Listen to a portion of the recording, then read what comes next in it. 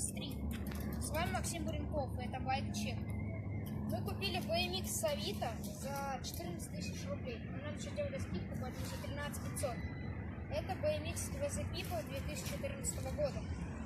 На втулках сальт.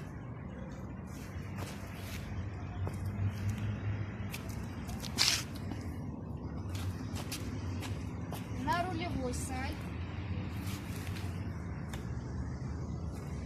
На выносе сальт плюс. С рулем стресс. Сидушка здесь VZ People. Крайзис. Педали и клад. Из минусов люфтит педаль. Здесь нет подшипников. Есть чуть-чуть. На крышке здесь фут. Рама VZ People. Звездочка, здесь сальт. Плюс.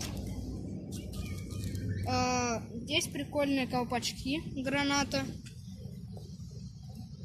Здесь еще были пеги, но мы их сняли. Ну, вроде нормальный байк за 13 500. И еще здесь в одном шатуне, который сальт плюс, нет болта. Точнее, такой оболочка с болтом. Ну, типа не мешает. Ну да. И еще из одного минуса. Здесь ржавые шатуны, как вы видите. И немного, как бы, когда, знаете, проворачивается руль, слышно такой, как скрип, только как бы оно, в руках оно как бы дребезжит. Вы поняли. Так, байк нормальный. И всем пока.